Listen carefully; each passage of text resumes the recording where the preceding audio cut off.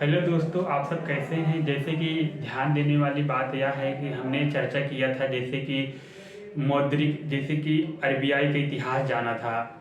जैसे आरबीआई के इतिहास में जाना था आरबीआई कितने मेंबर हैं, और साथ ही साथ ये भी जाना आरबीआई गवर्नर कौन है, फर्स्ट गवर्नर। और इसके अलावा हमने यह भी जाना कि जो आरबीआई है वो किस कमीशन के रिकमेंडेशन पर बना था। ये सब चीज़ें हमने विस्तार से जाना था।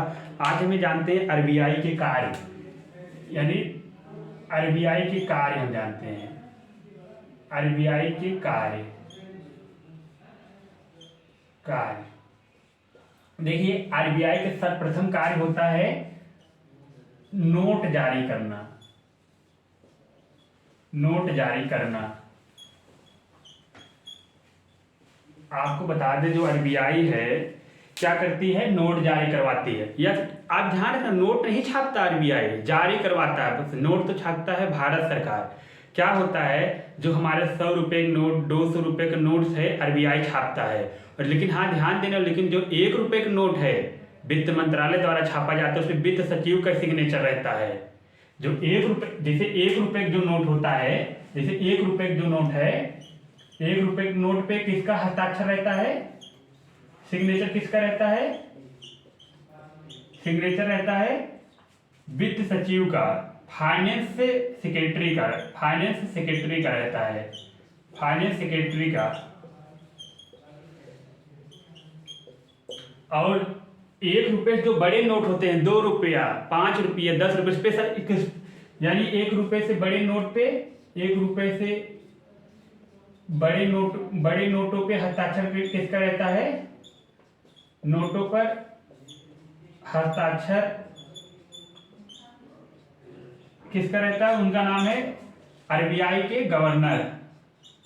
आरबीआई के गवर्नर। आप ध्यान से देखेंगे, अगर 10 रुपए के नोट उठा के या 5 रुपए के नोट उठा के, तो उसमें आरबीआई गवर्नर रहता है हस्ताक्षर। जैसे आप देखेंगे उसमें कोई कोई जो न्यू करेंसी में शक्तिकांत दास का हस्ताक्षर रहेगा, और जो पुराने गवर्नर डी सुब्बा राव, और साथ ही साथ उर्जित पटेल, और इसके अलावा रघुराम राजन के भी हस्ताक्षर वाले नोट आपको मिल जाए, उनके सिग्नेचर रहते हैं। उसमें लिखा रहेगा, उसमें जैसे क्या लिखते हैं, मैं धारक को 10 रुपए अदा करने का वचन देता हूँ गवर्नर के रूप में रघुराम राजन। जैसे गवर्नर है रघुराम, में हस्ताक्षर उनका सिग्नेचर रहेगा। आप दुकान पे जाते हैं, उस सामान खरीदते हैं तो नोट देके, यानी, लेकिन ध्यान देने वाली 1 रुपए के नोट वर्तमान में बंद कर दिया गया। वर्तमान में क्या हो गया, बंद कर दिया गया, नहीं चल, बस अब नहीं छापते हैं, बंद कर दिया गया है। 1 रुपए के नोट सिग्नेचर फाइनेंस सेक्रेटरी यानी वित्त सचिव का रहता है, और 1 रुपए बड़े नोटों पर हस्ताक्षर आरबीआई के गवर्नर का। ये भी ध्यान है, आपके मन में यह भी प्रश्न उठ रहा होगा कि आरबीआई चाहे जितना नोट छापे, उसकी इच्छा खूब पैसा छापे, ऐसा नहीं है। एक चलता है प्रणाली, न्यूनतम कोष सिस्टम, जिसको बोलते हैं minimum reserve system. Minimum reserve system क्या हुआ, मिनिमम रिजर्व सिस्टम में है 1957 में आया। 1957 में भारत सरकार ने आरबीआई बोल दिया, यदि तुम्हारे पास 115 करोड़ रुपए का गोल्ड प्लस 85 करोड़ रुपए का विदेशी करेंसी, यानी फॉरेन करेंसी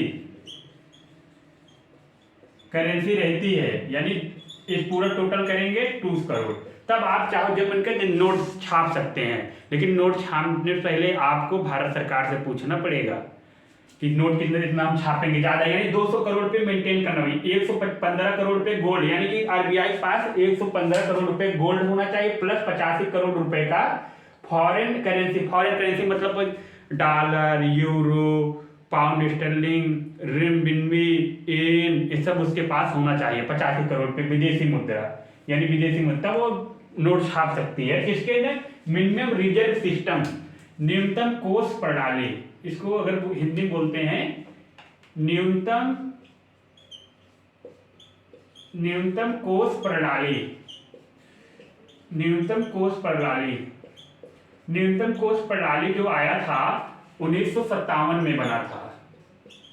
इसी के अनुसार हम अपना करते हैं, इसी के अनुसार नोट जारी किया जाता है। 200 करोड़, अगर 200 करोड़ रुपए से कम है आप नोट नहीं जारी कर सकते। आप कितना मेंटेन रहता है तभी आप नोट छाप सकते हैं। अब आपके मन में आरबीआई और कौन काम करता है? आरबीआई दूसरा काम करता है सबसे महत्वपूर्ण, आरबीआई बैंकों का बैंकर है, बैंकों का बैंक है, बैंकों का बैंक है। अब क्या है बैंकों बैंक? देखिए बैंकों बैंक से मतलब है आरबीआई जो है, जैसे कि आप बताइए, जैसे कि हमें लोन की आवश्यकता होती है, हम बैंक जाते हैं एसबीआई और या तो कोई कोटक महिंद्रा बैंक चले गए, बैंक आप बड़ौदा में जाके लोन ले सकते। अब ये आप सोचिए अगर बैंकों को लोन की आवश्यकता पड़ेगी किसके पास जाएगा? अगर बैंकों को लोन की आवश्यकता पड़ेगी आरबीआई के पास भागते हुए जाएगी, यानी बैंकों बैंक है, सबसे बड़ा बैंक है वो आरबीआई। इसलिए इसका कार्य बैंकों में अनुसूचित जो वाणिज्यिक कमर्शियल बैंक है उन कमर्शियल बैंक को क्या करती है? लोन की सुविधा प्रोवाइड कराती है। कमर्शियल बैंक को लोन की सुविधा प्रोवाइड करवाती है। ध्यान देने वाली बात यह है कि बैंकों का बैंक है सबसे बड़ा। जैसे मान लीजिए आपके छोटे छोटे बैंक है, जैसे आप मान लीजिए एसबीआई है, एसबीआई के पास इतने ग्राहक आ गए, अब उसके पास पैसा खत्म हो गया, वो दौड़ते दौड़ते पहुंच जाएगा रिजर्व बैंक ऑफ इंडिया, बोलेगा माई बाप मुझे पैसा चाहिए, तो वही देगा reserve bank of India he, bank of bank है। तीसरा नंबर कार्य क्या है? यह सरकार का बैंक है, सरकार का बैंक है।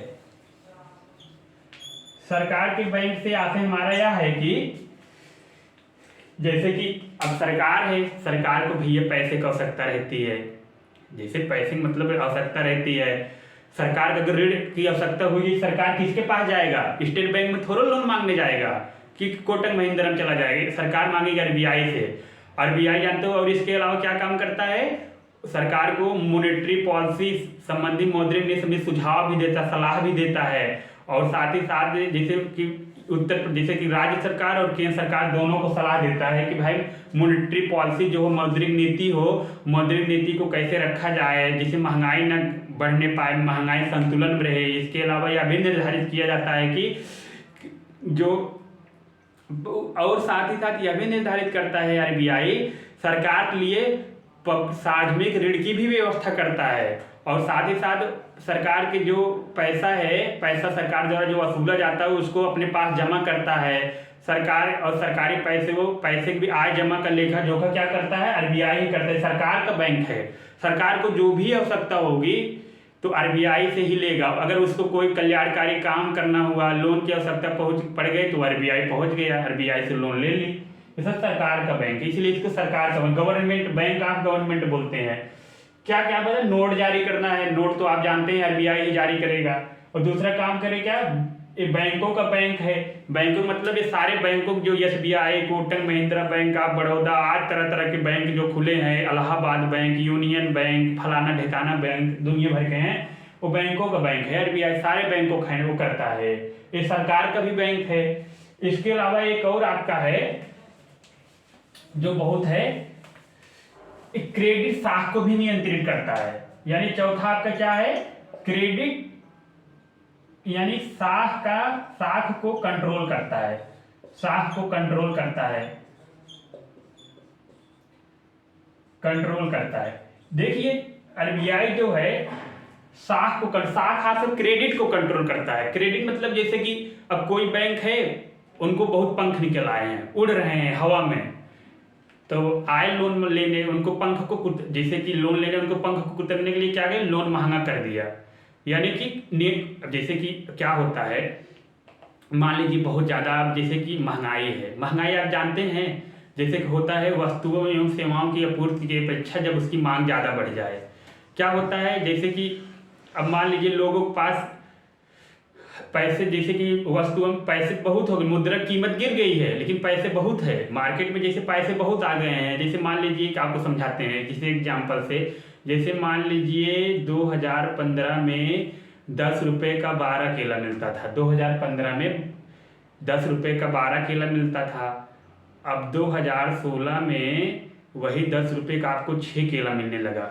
रुपया वही है लेकिन आपको महंगा नाते 6 केला मिलने लगा। क्यों मिलने लगा? वस्तुओं सेवाओं की मांग ज़्यादा बढ़ गई है लेकिन मुद्रा की वैल्यू गिर गई है। आपको ऐसा नहीं गिरा है, लेकिन 10 वही वस्तु है, पहले 10 रुपये में आपको 12 केला मिलता था लेकिन 10 रुपये में 6 केला मिलने लगा। ये होता है। तो इसको क्या होता है, बैंक ये क्या करता है, साख को कंट्रोल, क्रेडिट यानी क्रेडिट को नियंत्रित करता है। क्रेडिट मतलब कोई व्यक्ति जैसे बैंक वाला है तो क्रेडिट के लिए क्या वो करता है, दो पॉलिसी अपनाता है, मात्रात्मक गुणात्मक। मात्रात्मक दो पॉलिसी अपनाता है। एक अपनाता है क्वांटिटेटिव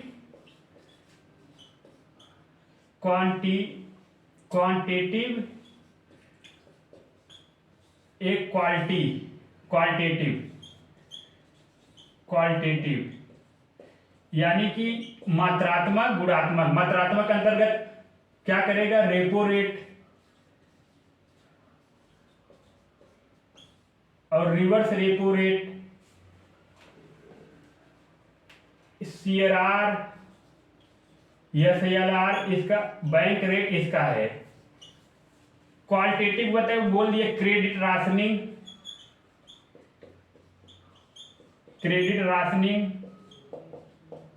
और इसके अंतर्गत नैतिक दबाव। इन सब के अंतर्गत तो नैतिक दबाव, इसके अंतर्गत ये सब कार्य करते हैं। अब जैसे कि क्या होगा क्वांटिटेटिव, जैसे अब देख रहे हैं कि महंगाई बहुत ज़्यादा बढ़ गई है, महंगाई बढ़ गई, RBI तुरंत बोला, बैंक आए। अब पहले ये जैसे क्या हुआ, कैसे नियंत्रित, मान लीजिए SBI बैंक है, ठीक, SBI बैंक अब हम सबको जानते हैं रेट खुदरा ग्राहकों को लोन देती है। जैसे हम सब जैसे आम व्यक्तियों को जाते हैं लोन लेने, SBI बैंक से लोन देती है।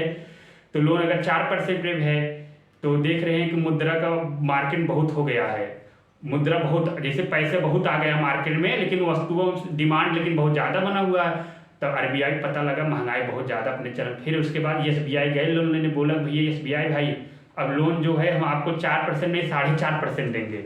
इससे क्या होगा, अब लोन की दर महंगी हो गई है, 4.5%, कुछ तो जो हम अब 4.5% अगर SBI पा रहा है लोन तो ग्राहकों को कितने देगा, 5% लोन देगा। लोन की दर महंगी हो गई, जो हम सब आम ही कंज्यूमर है, थोड़ा सोचेंगे यार लोन की दर महंगा हो गया, थोड़ा अपने अब उसमें वस्तुओं से जो महंगा थोड़ा अपनी हम कम करते हैं खाने पीने की वस्तुएं और लोन नहीं लेते, क्योंकि लोन 5% पहले 4 रुपये लगता था, 100 रुपये पे 100 रुपये 5 रुपये देना पड़ेगा।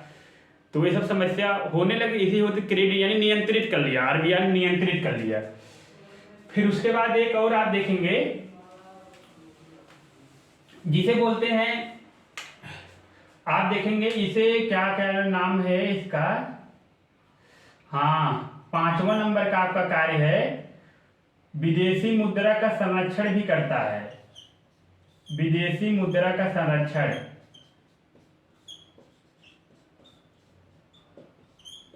विदेशी मुद्रा का संरक्षण करता है। अब आप समझ रहे हैं, एक एक्ट है विदेशी प्रबंधन अधिनियम, विदेशी मुद्रा प्रबंधन। अगर हम विदेशी मुद्रा का नाम ले तो समझ जाना आपके मन में डॉलर, पाउंड, यूरो आ जाना चाहिए, ये सी बात है। विदेशी मुद्रा प्रबंधन अधिनियम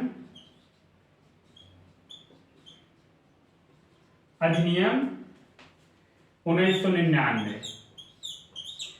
तो अभी आपको पता होगा विदेशी मुद्रा RBI के पास कितनी है, तो आपको बता दें RBI के पास जो विदेशी मुद्रा है, तो अभी जो नवंबर में रिपोर्ट आई थी 529.8 अरब डॉलर इतना है।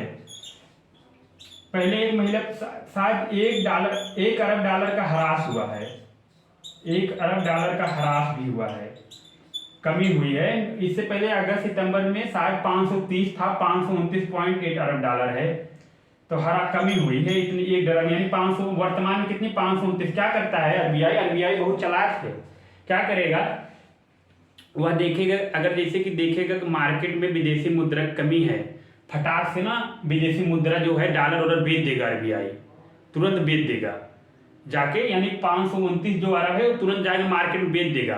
फिर देखेगा कि क्योंकि भाई कमी है विदेशी में, बेच देगा। अब देखेगा कि अगर ज़्यादा हो गया तो उसे खरीद लेगा, अपने पास रखता है। जैसे क्या होता है अब बताते हैं, जैसे आलू है, आलू जब सस्ती हो जाती है तो भारत सरकार खरीद के अपने पास रख लेती है।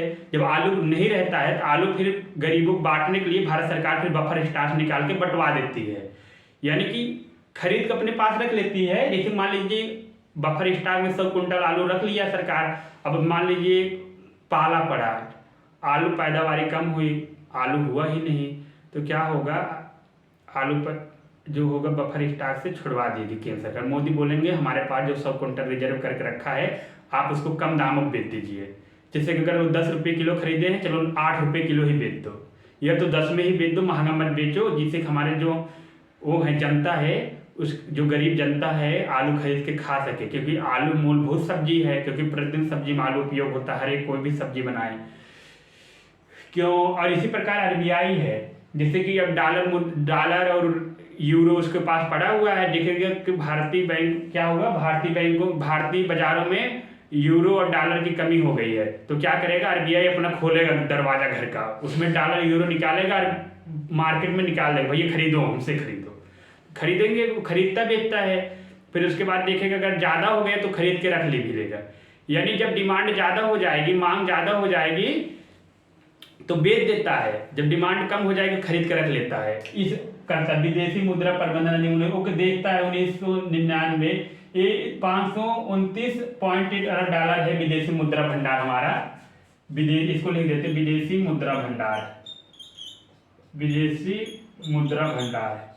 देखिए अब तो बढ़ा होगा, सारे नवंबर की रिपोर्ट हम बता रहे हैं, नवंबर में विदेशी इतना ही है, अरब डॉलर है। फिर इसके अलावा यह भी है, देख लेते हैं, जो विदेशी मुद्रा प्रबंधन अधिनियम है, इसके द्वारा विनिमय क्या बोलते हैं उसका, विनिमय एक्सचेंज रेट, नहीं उसका क्या बोलते हैं, मुद्रा एक्सचेंज रेट, मुद्रा विनिमय दर भी निर्धारित करता है आरबीआई। अब आप मुद्रा विनिमय दर नहीं जान रहे हैं, मुद्रा विनिमय दर आपको छोटे में बता देते हैं कि मुद्रा विनिमय दर वह होता है, जैसे कि अभी आप देख रहे होंगे शायद $1 देने पर हमें 82.5 रुपये देना पड़ता है, तो आरबीआई ही निर्धारित करता है मुद्रा विनिमय दर, यानी आरबीआई क्या करता है, मुद्रा विनिमय दर भी निर्धारित करता है, यानी मुद्रा मतलब हो गया मुद्रा विनिमय दर भी निर्धारित करता है, विनिमय की दर भी निर्धारित करता है विदेशी मुद्रा का संरक्षण। अब इसको तो हम समझ लिए, अब हम आते हैं एक और इसका कार्य, आरबीआई और क्या करता है काम। आरबीआई एक काम और बहुत बढ़िया करता है, विकासात्मक कार्य, विकासात्मक कार्य। आरबीआई का मुख्य दायित्व है, आरबीआई क्या करता है विकासात्मक कार्य के अंतर्गत, जैसे हमारे जो देश है बहुत गरीब व्यक्ति हैं, किसी के पास थोड़ी बहुत पूंजी है, उस पूंजी के माध्यम से वह व्यापार करना चाहते हैं, तो व्यापार करने के लिए उनको लोन की सुविधा चाहिए, इसके लिए क्या कर दिए, जो छोटे मझोले हैं, जो हमारे micro small and medium enterprise, क्या है, micro small and medium enterprise है, क्या होता है विकास में, micro small and medium enterprise, MSME बोलते हैं, सूक्ष्म लघु एवं मध्यम उद्योग। सूक्ष्म लघु एवं मध्यम उद्योग जान ही रहे हैं, सूक्ष्म लघु एवं मध्यम उद्योग जो होता है, जैसे सूक्ष्म उद्योग मतलब जैसे आपने आप मुर्गी फार्म खोल लिए, कोई आप पेपर छापने की, कागज छापने की मशीन, कोई चप्पल बनाने की, सूक्ष्म उद्योग है। क्या है इसके अंतर्गत आपको अगर लोन चाहिए तो कौन लोन देगा, सिडबी देगा, सिडबी देगा। इसका नाम क्या है, स्मॉल इंडस्ट्री डेवलपमेंट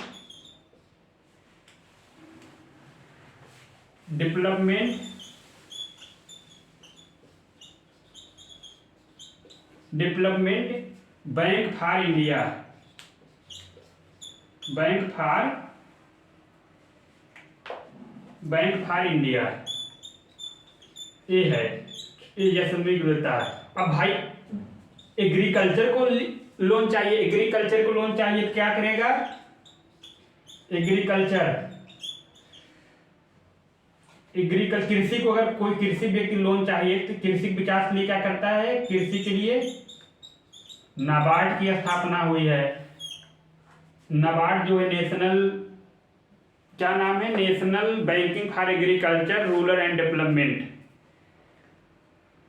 जो हमारा नाबार्ड है,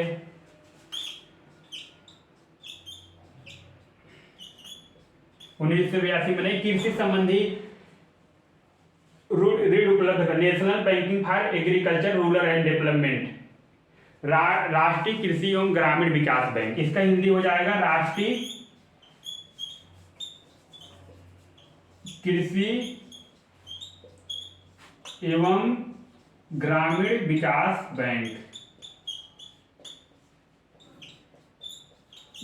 बैंक, नाबार्ड इसका शॉर्ट फॉर्म 1982 में। तो आरबीआई ये भी काम करता है जैसे कृषि को बढ़ावा देने के लिए, क्योंकि हमारा देश कृषि प्रधान देश रहा है। अभी भी 16% ट्राइसेल्स यानी कि प्राइमरी सेक्टर का योगदान कृषि जो सब ज़्यादा माना जाता है योगदान, लेकिन हमारी लगभग 55% जनसंख्या उसी पर आश्रित है। तो उसको बढ़ाने के लिए नई नई टेक्नोलॉजी आ सके, वित्त मिल सके, उसके लिए नाबार्ड की स्थापना हुई है कृषि के लिए।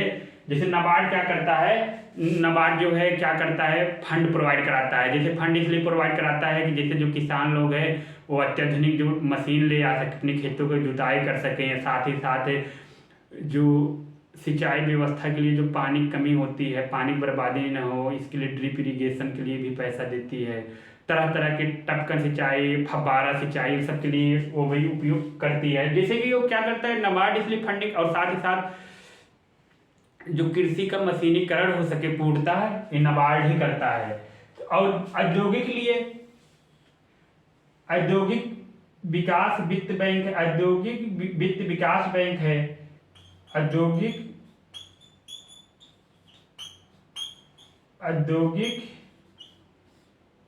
वित्त विकास बैंक। ये क्या करता है, उद्योगों को लोन देता है, उद्योगों को लोन देता है। जैसे उद्योग को चाहिए, कोई उद्योग हो, जैसे उद्योग का मतलब है, जैसे मान लीजिए मुकेश अंबानी को लोन चाहिए, मुकेश अंबानी कहाँ जाएंगे, औद्योगिक वित्त विकास बैंक ये सब कार्य करता है। और साथ ही साथ आरबीआई ऐसा नहीं है, आरबीआई जैसे कि प्रत्यक्ष रूप से और काम करता है। जैसे भूमि बैंक आपको भूमि संबंधित दीर्घकालीन कोई भूमि खरीदना, भूमि बैंक में जाके लोन लीजिए, सब आरबीआई बहुत करता है, वो काम करता है, अच्छा काम है। ये सब आरबीआई के प्रॉपर रूप से कार्य थे।